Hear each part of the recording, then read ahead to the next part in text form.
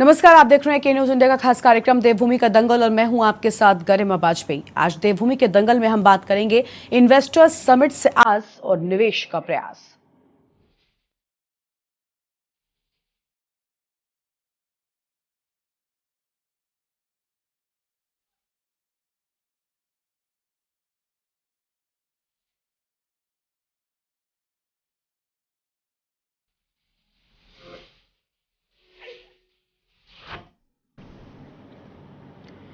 तो investors summit से अब आस है और साथ ही अब निवेशकों के लिए निवेशक लाने के लिए प्रयास किया जा रहा है। तो यह हम खबर आप को हम बता रहे हैं और इसी मुद्दे पर आज हम विस्तार से बातचीत करेंगे कि आखिर इन्वेस्टर्स समिट से जो निवेशक आते हैं उससे प्रदेश को कितना लाभ होता है, प्रदेश किस तरह से लाभान्वित होता है। ये अहम बात है क्योंकि उत्तराखंड की बात की जाए तो निवेश अगर आता है इस तरह के समिट में तो सीधे तौर पर फायदा पूरे प्रदेश को होता है। कई सारे रोजगार के अवसर खुलते हैं, कई अहम लोगों को इसका फायदा होता है। इससे लगातार इंतजार किया जा रहा है कि कितना आखिर निवेश होगा। तो देवभूमि के दंगल की शुरुआत करेंगे, लेकिन उससे पहले आपको हम कुछ तस्वीरें दिखाते हैं जहां पर उड़ीसा में आज पहुंचे हैं प्रधानमंत्री नरेंद्र मोदी। उड़ीसा की ये तस्वीरें हैं और सीधी तस्वीरें आप देख सकते हैं। उड़ीसा में जिस तरीके से हादसा हुआ और सैकड़ों लोगों ने अपनी जान गंवा दी और ओटीवी सौजन्य से ये तस्वीरें हैं। ओटीवी के माध्यम से ये तस्वीरें आप देख सकते हैं। प्रधानमंत्री नरेंद्र मोदी पहुंचे हुए हैं घटनास्थल का जायजा लेने के लिए और कटक के अस्पताल में भी जाएंगे प्रधानमंत्री।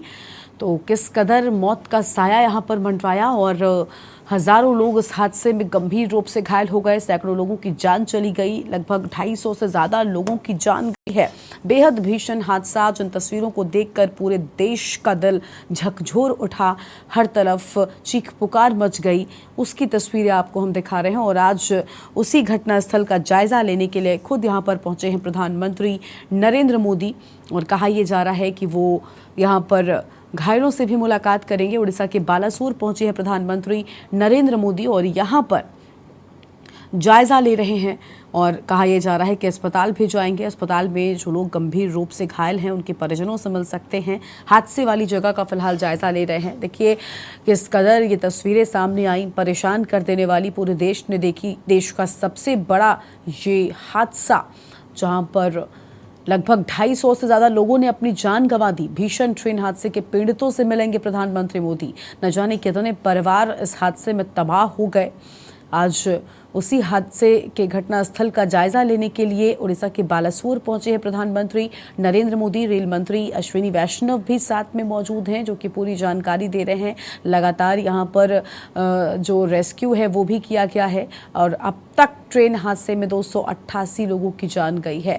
तो अब तक 288 लोगों की जान जा चुकी है और बेहद भीषण यह हादसा, देश में जिसने भी इस तस्वीर को देखा वो झकझोर उठा, दिल दहल उठा लोगों का इन तस्वीरों को देखकर, क्योंकि तस्वीरों में ही देखकर अंदाजा लगाया जा सकता है कि यह हादसा कितना भीषण रहा होगा, कितना विकराल यह हादसा रहा होगा और किस कदर इस हादसे ने लोगों को अपने मौत के मुंह में समाया और लोग किस कदर काल के गाल में समा गए, वो भी देखी तस्वीरें, परेशान कर देने वाली तस्वीरें। लेकिन अब उसी घटनास्थल का जायजा लेने के लिए पहुंचे हैं प्रधानमंत्री नरेंद्र मोदी। ये तस्वीरें आपकी टीवी स्क्रीन पर हैं। प्रधानमंत्री पहुंचे और यहाँ पर घटनास्थल का जायजा लेने के लिए वो पहुंचे हैं और घटनास्थल पर फिलहाल लगातार रेस्क्यू हो रहा था ताकि मलबे में दबे लोगों को निकाला जा सके। और 288 मौतें हुई हैं इस भीषण ट्रेन हादसे में। बहुत बड़ा यह हादसा। तो उड़ीसा के बालासोर पहुंचे हैं प्रधानमंत्री नरेंद्र मोदी और ये बड़ी खबर ओटीवी के सौजन्य से तस्वीरें आपकी टीवी स्क्रीन पर आपको हम लगातार दिखा रहे हैं। दुर्घटना स्थल का जायजा लेने के लिए प्रधानमंत्री मोदी यहां पर पहुंचे हुए हैं। तो घटनास्थल पहुंचे प्रधानमंत्री नरेंद्र मोदी और तस्वीरें आपकी टीवी स्क्रीन पर हैं। हालात वाली जगह का जायजा ले रहे हैं प्रधानमंत्री और मौत का साया किस कदर छाया वो आप देख सकते हैं। ओटीवी के माध्यम से तस्वीरें आपकी टीवी स्क्रीन पर हैं जहां भीषण ट्रेन हादसे के पीड़ितों से प्रधानमंत्री मोदी मिलेंगे।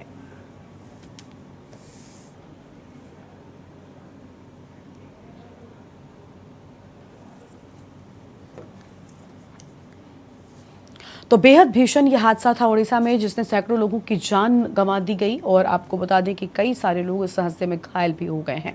और अब रुक करते हैं देवभूमि के दंगल की ओर। उत्तराखंड में निवेश को बढ़ावा देने और नए निवेशकों को लुभाने के लिए राज्य में नवंबर या फिर दिसंबर में इन्वेस्टर्स समिट आयोजित होगी। इसके साथ ही सरकार अंतर्राष्ट्रीय निवेशकों को रिझाने के लिए दुबई और सिंगापुर में रोड शो भी आयोजित करने जा रही है। धामी सरकार इन्वेस्टर्स समिट के लिए काफी उत्साहित है।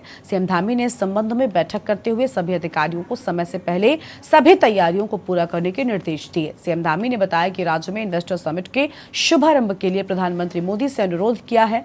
पूरी उम्मीद है कि प्रधानमंत्री इस इन्वेस्टर समिट का शुभारंभ करेंगे। बता दें कि राज्य में साल 2018 में भी इन्वेस्टर समिट का आयोजन किया था, जिसका शुभारंभ पीएम मोदी ने किया था। और अब ऐसे ही एक इन्वेस्टर समिट धामी सरकार भी कराने जा रही है। वहीं विपक्ष ने इस इन्वेस्टर समिट पर सवाल खड़े करते हुए बड़ी बातें कही हैं। ये रिपोर्ट देखिए।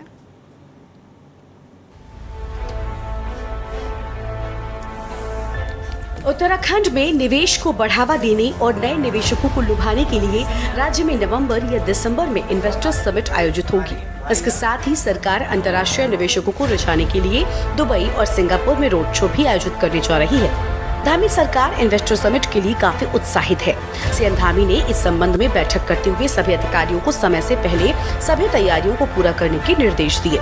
सीएम धामी ने बताया कि राज्य में इन्वेस्टर समिट के शुभारंभ के लिए प्रधानमंत्री मोदी से अनुरोध किया है। पूरी उम्मीद है कि प्रधानमंत्री इस इन्वेस्टर समिट का शुभारंभ करेंगे। तो वहीं सरकार से लेकर संगठन तक सीएम धामी के इस फैसले को ऐतिहासिक बताया जा रहा है।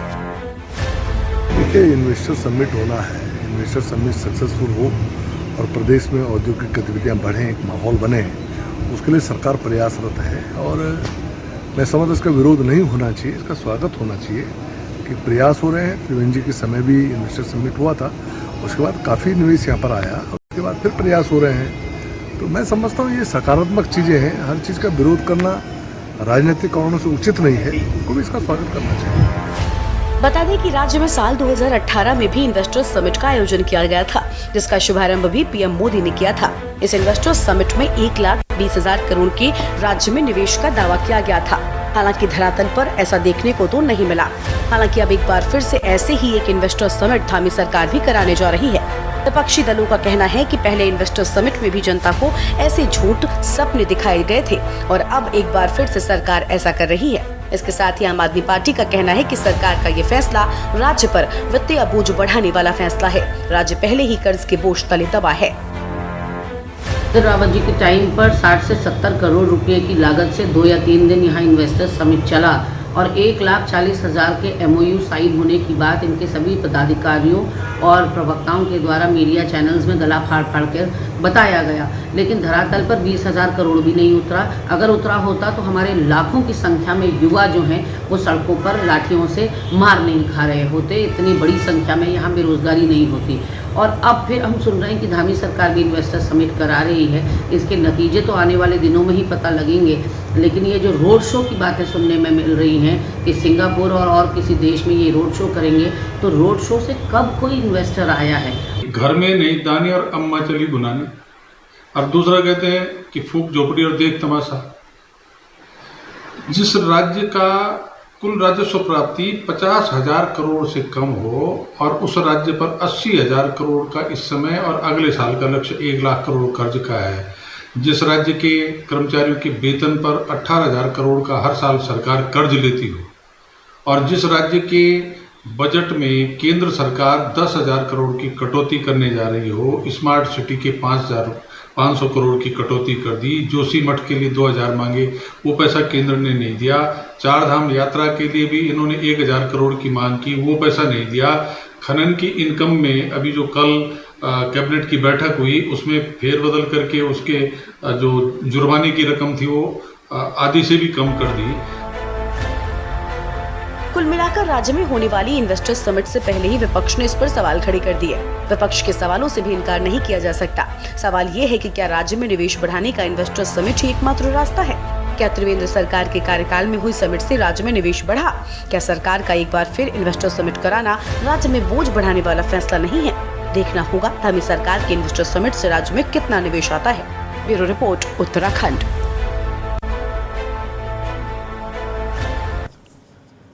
और आज देवभूमि के दंगल में इसी मुद्दे को लेकर हम विस्तार से बातचीत करेंगे। कई खास मेहमानों का पैनल हमारे साथ में जुड़ चुका है। सबसे पहले उनका परिचय आपसे करवाते हैं। हमारे साथ में संजीव वर्मा जी हैं, भारतीय जनता पार्टी के प्रवक्ता हैं। जितेंद्र बिष्ट जी हमारे साथ में हैं, जो कि कांग्रेस के प्रवक्ता हैं। विपिन खन्ना साहब आम आदमी पार्टी के प्रवक्ता हैं। और हमारे साथ में थपलियाल साहब जुड़े हुए हैं, पीसी थपलियाल वरिष्ठ यूकेडी के नेता हैं। अरुण शर्मा जी हमारे साथ में हैं, वरिष्ठ पत्रकार है। बहुत स्वागत आप सभी मेहमानों का। शुरुआत भाजपा प्रवक्ता संजीव वर्मा जी के साथ करना चाहेंगे। संजीव जी, उत्तराखंड पर कर्ज है, उत्तराखंड में रोजगार की कमी है, पलायन की समस्या है, बहुत सारी समस्याएं हैं। इन सारी समस्याओं का निदान उत्तराखंड की जनता बहुत जल्द चाहती है, लेकिन लगातार समिट हो रहे हैं। आपकी सरकार निवेशक आने का, रोजगार बढ़ने का दावा करती है, लेकिन ऐसे में जब आम जनमानस को फायदा नहीं पहुंच रहा है, बार बार इस तरह के समिट कराने से उत्तराखंड के राजस्व का खर्चा और ज्यादा बढ़ जाता है। आपको लगता है कि ये उत्तराखंड की जनता के साथ न्याय है? गरिमा जी, देखिए, सबसे पहले तो आज बालासोर में जो एक भीषण रेल हादसा हुआ, उसमें जितने लोगों ने अपनी जान गंवाई, उन सबके प्रति मैं अपनी संवेदना व्यक्त करता हूं, दुख प्रकट करता हूं। और जितने लोग घायल हुए हैं वो शीघ्र स्वस्थ हों, उनके शीघ्र स्वस्थ होने की हम कामना करते हैं जी। मैं गरिमा जी, मैं इन्वेस्टर समिट की ओर आता हूं। उससे पहले मैं कुछ 2 लाइनों में एक बात बोलना चाहता हूं कि उत्तराखंड नंबर 1, आज उत्तराखंड नंबर 1 की स्थिति में है। चाहे यूनिफॉर्म सिविल कोड का ड्राफ्ट लाने की बात हो तो हम उत्तराखंड नंबर 1 की स्थिति पर है। आज 1,25,00,000 जो हमारी प्रदेश की जनसंख्या है, तमाम लोग अटल आयुष्मान से आच्छादित हैं। इसमें उत्तराखंड नंबर 1 की स्थिति पर है। कठोरतम नकल विरोधी कानून लाने की बात हो तो उत्तराखंड नंबर 1 की स्थिति में है। कठोर धर्मांतरण कानून लाने की बात हो तो उत्तराखंड नंबर 1 की स्थिति में है। 30% महिलाओं को क्षैतिज आरक्षण देने की बात हो तो उत्तराखंड नंबर 1 की स्थिति पर है। नई शिक्षा नीति लाने की बात हो तो उत्तराखंड नंबर 1 की स्थिति में है। वृद्धावस्था पेंशन की बात हो तो पति और पत्नी दोनों को ही हमारे यहाँ उत्तराखंड में दोनों को ही पेंशन दी जा रही है। ये बातें मैंने इसलिए बोली कि ये तमाम योजनाएं उत्तराखंड में हैं। अन्य राज्यों की यदि हम कंपैरिजन करते हैं तो हम उत्तराखंड नंबर 1 की स्थिति पर है। अब बात आती है इन्वेस्टर समिट की। तो विगत दिनों एक इन्वेस्टर समिट उत्तराखंड में कराया गया था, जिसमें 1,20,000 करोड़ की इन्वेस्टर्स समिट में इन्वेस्टमेंट आई थी। MOU साइन हुए थे, जिसमें 32,000 करोड़ के इन्वेस्टमेंट ग्राउंड भी हो चुकी है, जिसमें तमाम ऑटोमोबाइल सेक्टर हो, फूड प्रोसेसिंग हो, और आप कहेंगे तो मैं आंकड़े सहित भी इसको बता सकता हूँ। तमाम बड़े घराने जैसे महिंद्रा है, अमूल है, अडानी है, रसना है, ITC है, और इन तमाम घरानों ने यहाँ पर अपनी इच्छा व्यक्त करी कि हम यहाँ पर अपनी इंडस्ट्री लगाते हैं, जिससे 3.5 लाख के आसपास का रोजगार हम लोग जनरेट कर रहे हैं। और मैं सोचता हूँ सरकार चाहे रोजगार और स्वरोजगार किसी भी स्थिति में हम देखें तो हम लोग एक कदम आगे बढ़कर इन तमाम चीजों की ओर काम कर रहे हैं। अभी जिस तरह से G20 की हमारे यहाँ 3 बैठकें हुई, जिसमें इंफ्रास्ट्रक्चर के ऊपर विशेष बल दिया गया था। इंफ्रास्ट्रक्चर एक विषय था, एक एंटी करप्शन था, और तीसरा था इंफ्रास्ट्रक्चर। यदि आप इंफ्रास्ट्रक्चर की बात करें तो दिल्ली देहरादून जो एक्सप्रेस हाईवे बन रहा है, जहां 8 घंटे की दूरी हम 2.5 घंटे में कवर करने वाले हैं। जहां रोपवेज की हम बात करते हैं, जो सर आपने उपलब्धियां गिना दी। संजीव जी आपने कई सारी योजनाओं में गिना दिया कि आप नंबर 1 पर हैं, आपने अपनी बहुत सारी उपलब्धियां में गिना दी। सरकार के प्रतिनिधियों का काम होता है ये करना, इसमें कोई दो राय नहीं, मैं आपकी इस बात से ठीक मान लेती हूँ आपकी बात। लेकिन सर मेरा सवाल कुछ और था।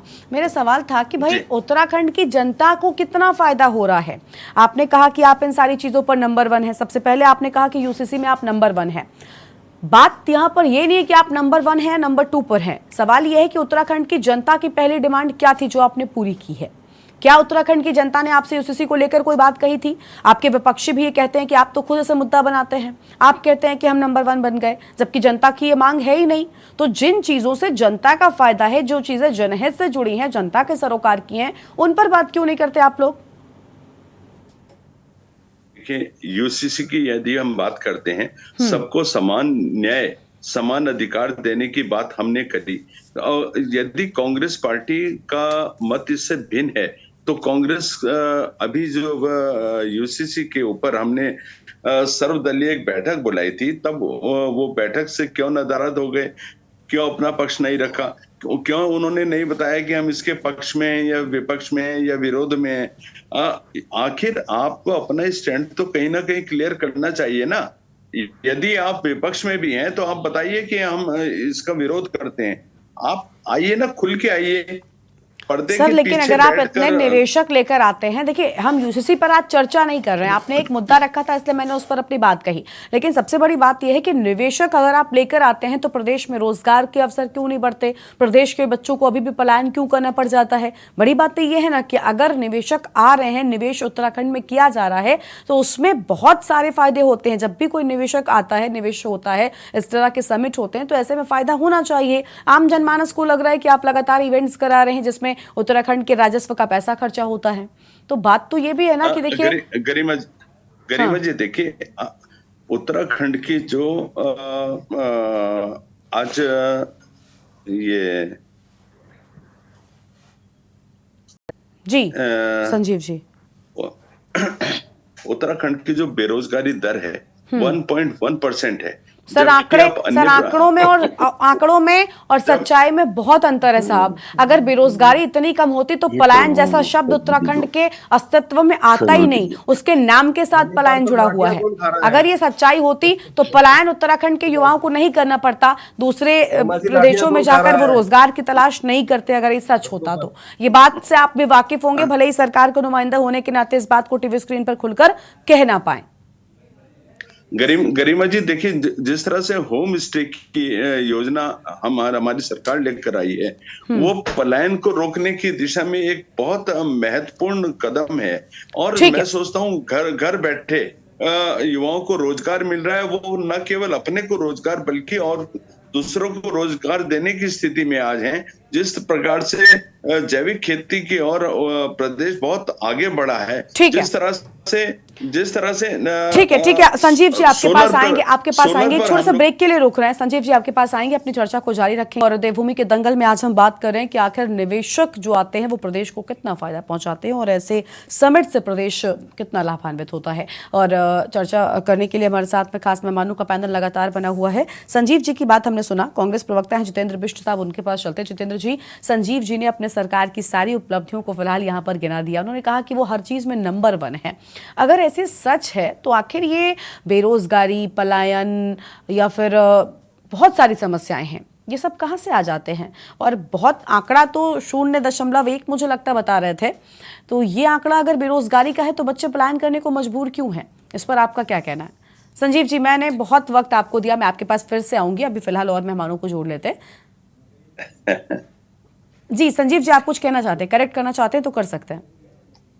हाँ, मैंने 1.1 बोला। ओके, सॉरी, मैं सुन नहीं पाई। 1.1 उनका कहना है कि 1.1% ही बेरोजगारी है प्रदेश में। आप बताइए जितेंद्र जी। जी गरिमा जी, सबसे पहले मैं उड़ीसा में जो घटना हुई, ट्रेन दुर्घटना बालासोर में, कांग्रेस की तरफ से अपनी तरफ से उन परिवारों को शोक संवेदना प्रकट करता हूँ। जो घायल हुए हैं वो जल्दी ईश्वर से प्रार्थना करता हूँ, भगवान बद्री केदार से, कि वो लोग जल्दी स्वस्थ हों। ऐसी मैं ईश्वर से प्रार्थना करता हूँ। रही इन्वेस्टर समिट की बात, जैसे कि कांग्रेस के प्रवक्ता कह रहे हैं, वो भाजपा के प्रवक्ता कह रहे हैं कि उत्तराखंड नंबर 1 है। क्या उत्तराखंड पलायन में नंबर 1 है? क्या बेरोजगारी में नंबर 1 है? या रोजगार में नंबर 1 है? किस में नंबर 1 है उत्तराखंड? इन्वेस्टर समिट 2018 में त्रिवेंद्र रावत जी की सरकार में जो हुआ, उस समय दावा किया गया कि 1,20,000 करोड़ का निवेश उत्तराखंड को मिलेगा। उत्तराखंड में निवेश होगा 1,20,000 करोड़ का, और 3.5 लाख बेरोजगारों को प्रत्यक्ष रूप से रोजगार मिलेगा। राज्य में न तो कोई पूंजी निवेश हुआ और न ही राज्य को उस समिट से, उस इन्वेस्टर समिट से कोई फायदा हुआ। हेलो जी, आपकी आवाज आ रही है, मैं सुन रही हूँ, बोलिए। जी जी। और न फायदा होता हुआ जो अब कह रहे हैं कि जो नई समिट होगी, जब आपने इन्वेस्टर समिट पुरानी करी थी, क्या वो कंपनियां आज प्रदेश के अंदर हैं? और हैं तो कितनी यहाँ पर काम कर रही है, और कितने लाख, कितने लोग उसमें रोजगार कर रहे हैं? क्या ये आंकड़ा ये भाजपा के प्रवक्ता बताने का काम करेंगे उत्तराखंड की जनता को? और यही सवाल उस समय तत्कालीन भाजपा के विधायक और वर्तमान के विधायक खजान दास जी ने भी सदन में उठाने का काम किया था। तो क्या जो समिट अब हो रही है उसको उत्तराखंड में कुछ फायदा होगा? रोजगार मिलेगा? और मिलेगा कितने लोगों को मिलेगा? कितनी कंपनियां आएगी? उस समय 26 करोड़ इन्वेस्टर समिट में जो 2 दिवसीय हुआ था, उसमें सरकार के ऊपर कर्ज हुआ था। उतने जो 26 करोड़ रुपए का सरकार के ऊपर बोझ जनता ने डाला, जनता के ऊपर सरकार ने डाला, और अब जो नया बोझ जनता के ऊपर पड़ने वाला है उसका भागीदार कौन है? ठीक है, यानी आपको लगता है कि कहीं ना कहीं इसका बोझ सीधे तौर पर जनता पर पड़ता है। विपिन खन्ना साहब आम आदमी पार्टी के प्रवक्ता हैं, उनको जोड़ लेते हैं, उसके बाद थपलियाल साहब के पास आएंगे। विपिन जी, आप बताइए, क्या इस तरह के इवेंट आम जनता पर बोझ हैं या फिर आम जनता के फायदे के लिए? क्योंकि सरकार तो कहती है कि इस तरह के समिट से निवेशक आते हैं, निवेशकों से प्रदेश में अलग अलग तरह के रोजगार आते हैं, लोगों को फायदा मिलता है। आपकी क्या राय है इस मुद्दे पर? देखिए गरिमा जी, सबसे पहले तो उड़ीसा में ट्रेन दुर्घटना में मारे गए लोगों को मेरी ओर से और मेरी पार्टी की ओर से संवेदनाएं मैं प्रकट करना चाहता हूं। बहुत दुखद हादसा था और बहुत दुख है इस बात का। और रही बात इन्वेस्टर समिट की, तो अभी वैसे तो काफी चर्चाओं में आ चुका है कि त्रिवेंद्र रावत जी ने 2018 में जो समिट करवाया था उसमें केवल और केवल वो सफेद हाथी निकला, उसमें जनता को कुछ नहीं मिला। तो मेरा मानना है कि कहने का मतलब है कि पल्ले नहीं दाने और अम्मा चली भुलाने। मुझे लगता है कि आप एक मदारी का खेल खेल रहे हैं उत्तराखंड के साथ। एक मदारी होता है ना जो सड़क पर आके अपना खेल दिखाता है और अपने पिटारे में से रोज नए खेल और नए ड्रामे लेकर वो आता है। तो आज आप अपना अगर अखबार खोलेंगे रोज, तो एक बड़ी सी हेडलाइन होती है कि आज मुख्यमंत्री जी ने ये घोषणा करी।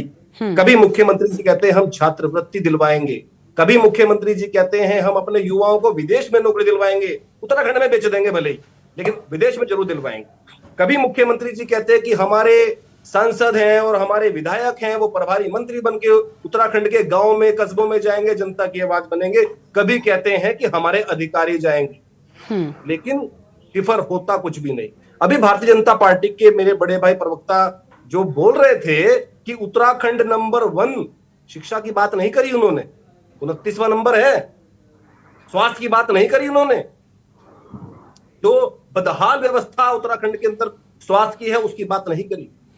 बेरोजगारी की बात नहीं करी। वो कह रहे हैं कि 1.1 जो सड़कों पर लाठियां खा रहे हैं सरकार की, वो कौन लोग हैं? जिनकी नौकरियां भारतीय जनता पार्टी के नेताओं ने बेच दी, जिनकी नौकरियों की दलाली भारतीय जनता पार्टी के मंत्रियों ने कर ली, जो कैमरे के आके सामने बोलते हैं कि हाँ मैंने विधानसभा में नौकरियां लगवाई, क्या कर लोगे मेरा?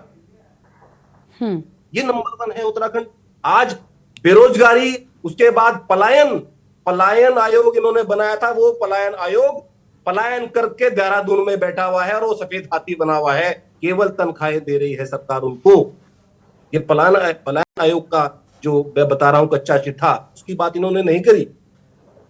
आज अगर आप करें प्रति व्यक्ति आय की बात, आज अगर आप करें व्यापारियों की बात, अगर आप करें कि उत्तराखंड की जनता पर कितना कर्ज का बोझ है, तो उसकी बात, ये बात नहीं बताएंगे ये लोग। ये केवल कहेंगे कि हम इन्वेस्टर समिट कराने जा रहे हैं, यहां पर निवेश होगा 1,20,000 करोड़ का इन्वेस्ट पहले भी हुआ था, उसमें जनता को क्या लाभ हुआ? ये केवल और केवल सरकारी धन की बंदरबाट है। और मुझे तो लगता है कहीं ना कहीं माननीय मुख्यमंत्री जी को अब अपनी कुर्सी हिलती भी नजर आ रही है। कहीं ना कहीं उनको लग रहा है कि हो सकता है कि मेरी विदाई ना हो जाए, तो वो नई नई घोषणाएं रोज कर रहे हैं और जनता को केवल लुभाने का काम कर रहे हैं। जनता की समस्याओं की कोई बात नहीं कर रहा है कि जनता को स्वास्थ्य चाहिए, जनता को शिक्षा चाहिए, जनता को रोजगार चाहिए, जनता को बिजली चाहिए, पानी चाहिए, सड़क चाहिए, उस पर कोई बात नहीं है। केवल और केवल ये नए नए मदारी की तरह पिटारा खोलते हैं और सुबह नई खबर हमें को देखने को मिलती है। आज मुख्यमंत्री जी ने ये कहा। आप अब तक जो हमारा जोशीमठ में दरारें आ गई थी, उन पर आप कुछ नहीं कर पाए, उनका पुनर्वास नहीं कर पाए। जो लोग घरों से बेघर हो गए, उनकी व्यवस्था नहीं कर पाए। आप इन्वेस्टर समिट की बात कर रहे हैं। देखिए, जो हम काम पहले कर लेते हैं, जिनका हमें अनुभव हो जाता है, वो हमें दोहराने नहीं चाहिए। अगर 2008 में आपने ये कार्यक्रम किया था और उसका कोई भी प्रभाव, कोई भी असर उत्तराखंड की जनता पर नहीं पड़ा, तो मेरा मानना है माननीय मुख्यमंत्री जी को दोबारा से ऐसा काम नहीं करना चाहिए जिससे जनता के पैसे का दुरुपयोग हो। ठीक है, यानी आपको लगता है कि इसमें जनता के पैसे का दुरुपयोग हो रहा है। थपलियाल साहब हमारे साथ में जुड़ चुके हैं, यूकेटी के नेता हैं। थपलियाल साहब, आम आदमी पार्टी कह रही है कि ये जनता के पैसे का दुरुपयोग है। वो अलग बात है कि दिल्ली में कई खबरें आती रहती हैं, हम वो भी जानते हैं, लेकिन फिलहाल उत्तराखंड की बात कर रहे हैं, इसलिए हम उत्तराखंड पर रहेंगे। और कांग्रेस पार्टी ने भी कहा कि देखिए, आम जनमानस का फायदा नहीं हो रहा है। आपको क्या लगता है? क्योंकि अलग अलग प्रदेशों में इस तरह के समिट होते हैं, मकसद सरकार का यही होता है कि प्रदेश में निवेशक आएं, प्रदेश में अलग अलग कंपनीज खुलें, अलग अलग तरह के रोजगार हों, लोगों को मौका मिले, कई नए अवसर खुलेंगे। समुचित विकास की बात यहाँ पर होती है, अगर ये ठीक ढंग से काम कर जाए तो। लेकिन फिलहाल लगातार जिस तरीके की उत्तराखंड की हालत है, इस हालत को देखते हुए इस तरह के इवेंट्स कराना, और हजारों करोड़ खर्च हो जाते हैं ऐसे में, क्या इतना खर्च करना जायज है? आपको लगता है कि इससे उत्तराखंड की जनता को फायदा होगा? निवेशक आते हैं, क्या प्रदेश की स्थिति बदलती है? थपलियाल साहब, ये बोलने का फायदा है नहीं, क्योंकि तमाशा की राजनीति, चाहे G20 हो, चाहे जितने भी चल रहा है उत्तराखंड में, तमाशे की राजनीति चल रही है और उसमें हम खुद किसी की नहीं सुनता कोई। मेन थिंग है कि उद्योग किसी भी राज्य के लिए बहुत महत्वपूर्ण होता है। वो रोजी रोटी का सब होता है सवाल उसमें, क्योंकि पहाड़ के हमारे पास ऐसे खेत खलियान नहीं है जिससे हम अपना पेट भर सकते हैं। तो यही हमारे आखिरी है कि हम या तो नौकरी करें फौज में, या फिर ऐसे उद्योग आए जहां हमें नौकरी मिल सके। माननीय नरेंद्र तिवारी जी ने बिना समिट किए हुए इतने उद्योग लाए उत्तराखंड में कि आज दिन तक उसके बाद उद्योग नहीं आए उत्तराखंड। और मैं वो है नहीं, उनको नमन करता हूं। वो ऐसे फोन करते थे मेरे सामने, मैंने देखा, अरे भाई तू यहाँ फैक्ट्री नहीं लगा रहा। इतनी ताकत थी उस व्यक्ति की कि खड़े, मतलब कहीं रोड में से फोन करता था, बड़ी कंपनी के मालिक, वो बोलता सर सर सर लगा रहा हूं मैं। मतलब इस तरह का उनका वो था रुतबा। अब है नन्हे मुन्ने, अब इन्होंने तमाशा करना है। आप ये देखिए, इन नन्हे मुन्नों को ये नहीं मालूम है कि जो उद्योग लाए थे तिवारी जी, वो जाने वाले हैं। उनको रोकने की नहीं सोच रहे। आप ये देखो, जो ये सबमिट हो रही है, ये सबमिट पहाड़ को बेचने की हो रही है, ये उद्योग लगाने की नहीं हो रही। क्योंकि लास्ट टाइम जब त्रिवेंद्र रावत ने ये तमाशा किया था, उसने अपना होमवर्क पूरी तौर से नहीं किया था। उसने जो कानून को निकाला, भू कानून को, और भू कानून निकालने के बाद थोड़े थोड़े संगठनों में आवाज आई, भू कानून लाओ, भू कानून लाओ। तो जो लोग यहाँ पे आए थे वो डर गए। मैं याद है, रसना का मालिक, रसना की बात कर रहे हैं, रसना भी यहाँ से इंदौर में लगा रहा अब ये फैक्ट्री। यहाँ जो हमारा सीलाकुई में है रसना, इनको नहीं मालूम होगा। ये यहाँ पे ऐसे प्रवक्ता आते हैं कि जिनको कुछ बोल दो तो बचना पड़ता, गाली गलौज करनी पड़ती है, ब्लड प्रेशर बढ़ा देते हैं। लेकिन निश्चित रूप से रचना यहां से जा रहा है, लिख के दे दें, इंदौर जा रहा है, और उसमें जो चीनी चाहिए रचना के लिए, वो चीनी उत्तराखंड में अवेलेबल नहीं है, वो उनको गुजरात से मंगानी पड़ती है। क्योंकि मेरा अध्ययन है इस मामले में, मैं देख रहा हूं कि जो उद्योग यहां से जा रहे हैं, ये जो एक अटल बिहारी वाजपेयी जी ने जो एक पैकेज दिया था हमें, वो पैकेज 2010 में कांग्रेस के कार्यकाल में हमसे छीन लिया गया, और उस समय ये हरीश रावत केंद्र में मंत्री था, और उस समय छीना गया। ये भी हमारे चीरहरण को देखता रहा। और आज जो यहाँ पे हो रही है समिट, ये समिट की ये समिट जो, क्योंकि मैं यहाँ पे वो आईटी पार्क, आईटी की बात कर रहे हैं लोग, आईटी पार्क यहाँ पे खाली पड़ा हुआ है। क्यों? क्योंकि आईटी पार्क के लिए जो एक मेन स्तंभ चाहिए जिससे सिग्नल्स आते हैं, वो बहुत कॉस्टली लगता है, वो नहीं लगाया इन्होंने अभी तक। ये सरकार नंगे मुंह है, नहीं लगा सकती। अब चूंकि जो मुख्यमंत्री है वर्तमान, ये बिल्कुल मतलब मोदी जी यानी और अमित शाह जी गुजरात के लोगों का ऐसा भगत है कि वो बोल दे कि उत्तराखंड को बेच दे तो एक दूसरे दिन रजिस्ट्री कर देगा कि ले जाओ उत्तराखंड, मेरे को मुख्यमंत्री बने रहने देना। मैं बाई गॉड, मैं मजाक नहीं कर रहा। ये जो गिना रहे थे ना अभी, कठोर कानून, कठोर कठोर, अबे कठोर क्या होता है इंसान के लिए? कठोर कानून बनाने के लिए मूर्ख लोग बनाते हैं कठोर कानून। जो योग्य होते हैं वो नीतियां बनाते हैं। ऐसी नीति बनती है कि उस नीति के मुताबिक डेवलपमेंट होता है, वो तो पता है नहीं। अब जमीन चाहिए अडानी को, अब उनको पता लग गया कि जो भू कानून की बात नारा लगाते थे लोग, वो कमजोर पड़ गए। अब उनकी शक्ति खत्म हो चुकी है। अब ये अपना आदमी आ गया है, अब इससे बोलेंगे कि तुम जमीन दे, अब अलॉट कर, क्योंकि भू कानून ने लाया नहीं। तो इस तरह से जो स्थिति उत्तराखंड की बच गई है, पहाड़ हमारे हाथ से खिसक चुका है। उत्तराखंड ऐसे लोगों का प्रदेश है जो मतलब मालूम नहीं क्यों मूछे रखते हैं, मूछे विहीन लोगों का प्रदेश है। मैं खाप को देखता हूं किस तरह से वो लोग एकदम एक डेफिनेट लीडरशिप के तहत अपनी आबरू को बचाने के लिए इकट्ठा होते हैं, अपने खेत खलियान को बचाने के लिए इकट्ठा होते हैं, और हम आंख बंद करके अच्छे दिन आएंगे, अच्छे दिन आएंगे। और यहाँ भी आएंगे प्रवक्ता लोग, वो भी यही बोलते हैं बहुत बड़े अच्छे दिन आ गए उत्तराखंड के, उत्तराखंड स्वर्ग बनने जा रहा है 2025 में। लेकिन जो हालत पहाड़ों की आज है, हाँ। वो बहुत ही खतरनाक है, दयनीय है, शोचनीय है, और निश्चित रूप से ठीक है, खत्म है। ठीक है, यानी आपको लगता है कि बिल्कुल साफ तौर पर उत्तराखंड की जनता को लाभ नहीं मिल रहा है। इसके जवाब हम संजीव साहब से लेंगे, और जितेंद्र साहब से भी जो भी बातें कर रहे थे। वरिष्ठ पत्रकार हमारे साथ में अरुण शर्मा साहब हैं। अरुण जी, बहुत स्वागत आपका भी आज की हमारी चर्चा में। अरुण जी, आपने सभी को सुना, राजनीतिक दलों के प्रवक्ता हैं, लोगों ने अपनी अपनी बात रखी, अपना अपना पक्ष रखा।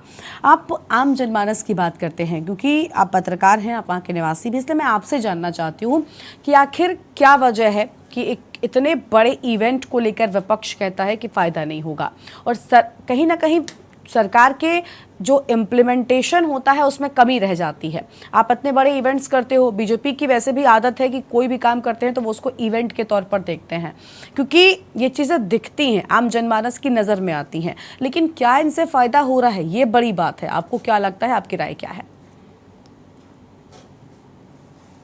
को हम देखें, उत्तराखंड को दो भागों में स्पष्ट तौर पर हमें बांटना पड़ेगा, मैदानी और पहाड़ी। मैदानी मतलब तराई का इलाका, और चूंकि वाइबिलिटी उद्योगों की तराई के इलाके में होती है, वहां सुविधाएं मिल जाती है, इसलिए तमाम उद्योग चाहे किसी की सरकार रही है, जो भी स्थापित हुए वो तराई के इलाके में हुए। दिक्कत एक बहुत बड़ी है कि हमने आज तक पहाड़ी क्षेत्रों में उद्योगों के लिए कोई ठोस नीति नहीं बनाई, जिसकी वजह से वहां रोजगार नहीं मिल रहा, इसलिए पलायन हो रहा है। बेसिक बात, चीजें बोल नहीं पा रहे हैं लोग। दूसरी चीज गरिमा जी, अब अगर आप देखें तो नारायण दत्त तिवारी 2002 में मुख्यमंत्री बने, और 2004 में अगर आपको याद हो, उससे पहले अटल बिहारी वाजपेयी प्रधानमंत्री होते थे, और अटल बिहारी वाजपेयी ने तिवारी जी के कहने पे उत्तराखंड को औद्योगिक पैकेज दिया था 2004 से 2014 तक। मैं थपलियाल जी को करेक्ट कर दूं, 10 साल के लिए था वो, 2014 तक। करेक्ट, मैं जानता हूँ। 2000 आपने 10 बोला, मैं 14 तक था। 10 में खत्म हुआ, कांग्रेस ने खत्म किया। अरे महाराज 10 साल के लिए था, पढ़ लीजिए। अरे मुझे मालूम है, अरे वो 2014 क्या 24 तक रहना था उसने, लेकिन 2010 में जब कांग्रेस ने खत्म किया तो वो उसकी ब्रेक लग गया, 2014 नहीं गया वो। इसकी सुन लीजिए, सुन लिया कीजिए, सब्र भी रखा के साथ। अरे सब्र रखा कीजिए आप। अरे सब्र क्या, झूठ में आप मेरे को झूठ कह रहे हैं, मैं एक एक चीज जानता हूं इसके बारे में। ठीक है थपलियाल साहब, इनको सुनते हैं, पहले उनकी बात पूरी होने देते हैं। जी अरुण जी, उस दौरान जो हमारा तराई का इलाका था, चाहे वो देहरादून में सेलाकुई का इलाका हो या लाल तप्पड़ का इलाका हो या हम हरिद्वार में देखें रुस्नाबाद का इलाका हो, अगर हम उधम सिंह नगर में देखें तो काशीपुर, बाजपुर, सितारगंज, रुद्रपुर, ये तमाम सिडकुल बने और इनमें विभिन्न उद्योगों की स्थापना हुई। मैं फिर कह रहा हूं कि हमने मैदानी क्षेत्रों की तरफ तो इससे ध्यान दिया, क्योंकि मैदानी क्षेत्र में सुविधाएं थी, जमीन की भी सुविधा थी, बिजली की भी सुविधा थी, पानी की भी सुविधा थी, लेकिन पहाड़ी क्षेत्रों की तरफ हमने अभी तक ध्यान नहीं। दूसरी चीज, अगर 18 के इन्वेस्टर समिट की बात लोग कर रहे हैं, नेचुरल है, जो आज विरोध में है वो विरोध में बोलेंगे, लेकिन निश्चित तौर पर उत्तराखंड को ब्रांड बनाने में 18 के इन्वेस्टर समिट का बहुत बड़ा योगदान था। हमारे यहाँ, अब वो तो बीच में कोरोना आ गया, वरना हमारे यहाँ टूरिज्म बहुत तेजी से बढ़ रहा था। अब कोरोना के बाद आप देख लीजिए कितने लोग आ रहे हैं, साल भर में 1.25 करोड़ से ज्यादा लोग उत्तराखंड आ रहे हैं, चाहे वो 4 धाम जा रहे हो या नैनीताल, मसूरी या और हिल स्टेशन में आ रहे हो, लेकिन वो बढ़ा है। दूसरी चीज, जब इन्वेस्टर समिट होता है तो एमओयू होते हैं, एमओयू एक दिन में धरातल में नहीं आता। एमओयू होते हैं, उसके बाद उनको वो जो इंडस्ट्रीज होती है उनको अपनी पसंदीदा जगह चाहिए होती है, उनको सुविधाएं देखनी पड़ती है कि जिस जगह वो इंडस्ट्री लगाएंगे उस जगह पे उनको कच्चा माल कितनी सुविधा से मिलेगा या नहीं मिलेगा। थपलियाल जी ने एक उदाहरण दिया, बहुत बढ़िया उदाहरण दिया रचना का, मेरी भी जानकारी में वो है। लेकिन जब उसके बाद जब ये औद्योगिक पैकेज खत्म हुआ, उसके बाद बहुत सारी इंडस्ट्री यहाँ से गई भी है, ये भी ध्यान रखना चाहिए। और दूसरी चीज, जब ये हमारे यहाँ सिडकुल बने थे तो उस टाइम तिवारी जी ने कहा था 70% स्थानीय लोगों को रोजगार दिया जाएगा, जिसके बारे में आज तक कोई मूल्यांकन नहीं हुआ कि वहां 70% है कि 10% है। मैक्सिमम काम ठेकेदारों के माध्यम से हो रहे हैं और जो अपने अपने लोगों को लगा रहे हैं उसमें कहीं उत्तराखंड मूल के लोग नहीं है, इसलिए ये भी एक ध्यान देने वाली बात है। और दूसरी चीज, अगर ये इन्वेस्टर समिट होता है तो निश्चित तौर पर देखिए उसमें खर्च होता है, जो भी खर्च होना होगा, लेकिन उसका प्रदेश को लाभ भी मिलता है, इंडस्ट्रीज के रूप में भी लाभ मिलता है और एक ब्रांडिंग होती है प्रदेश की। अगर आप G20 की आलोचना कर रहे हैं तो मैं आपसे इत्तेफाक नहीं रखता, G20 भी एक ब्रांडिंग है उत्तराखंड की, वो ब्रांडिंग हो रही है पूरे वर्ल्ड में। लेकिन अरुण साहब, ज्यादा बढ़िया बात है। लेकिन अरुण जी, कहीं ऐसा तो नहीं कि ठीक है प्रदेश की ब्रांडिंग होती है, ऐसे में प्रदेश में ज्यादा निवेशक आएंगे, लेकिन सबसे पहले तो ये यहाँ पर समस्या ये है ना कि प्रदेश की स्थिति कैसी है, क्या इस चीज से अवगत नहीं है सरकार? क्या प्रदेश की स्थिति को पहले बेहतर करने पर काम नहीं किया जाना चाहिए?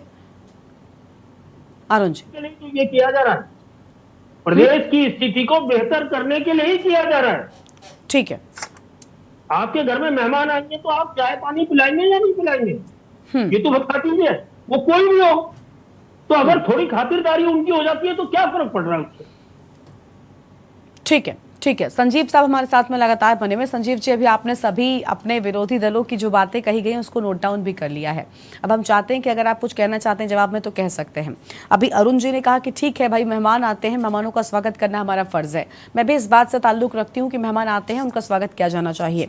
लेकिन अरुण जी ने कई बड़ी बातें की। उन्होंने कहा कि आपने मैदानी इलाकों के विकास पर विशेष ध्यान दिया, पहाड़ी इलाकों को दरकिनार किया गया, क्योंकि पहाड़ चढ़ना कोई नहीं चाहता, इसीलिए वहाँ की समस्याओं को किनारे कर दिया जाता है। चाहे वो राजधानी की समस्या हो या और भी कई मुद्दे हैं जहां पर पहाड़ी इलाके का उतना विकास नहीं होता जितना मैदानी इलाकों का होता है।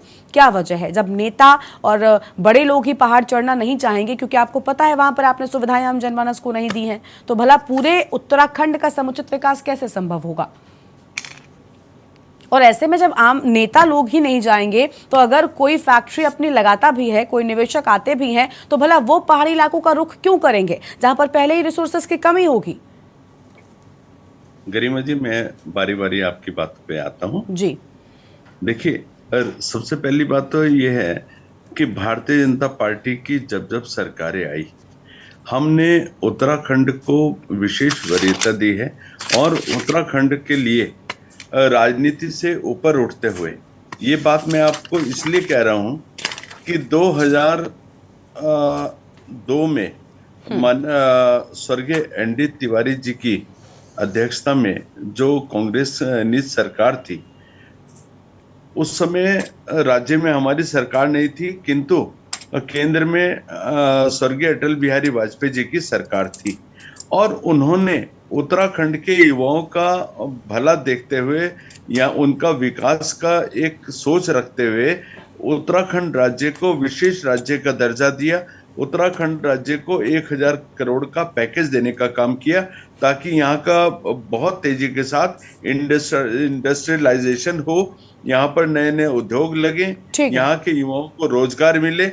और जैसे ही 2004 के बाद केंद्र में यूपीए की सरकार आई तो कांग्रेस पार्टी ने विशेष राज्य के दर्जे को भी छीनने का काम किया, औद्योगिक पैकेज को भी छीनने का काम किया। सर आपने क्योंकि अब इस बात को बोल दिया इसलिए मैं आपको बीच में रोक रही हूँ। अभी हाल ही में एक खबर आई थी, हमने उस पर चर्चा भी किया था कि आप ही के उत्तराखंड के एक शहर को स्मार्ट सिटी बनाने के लिए बड़ा बजट आया था जो था 1000 करोड़ का, लेकिन अब जिसे घटाकर 550 करोड़ कर दिया गया है। आपकी अपनी सरकार ने, केंद्र की ओर से मिला था आपको ये बजट। अब ऐसे में आप क्या कहेंगे?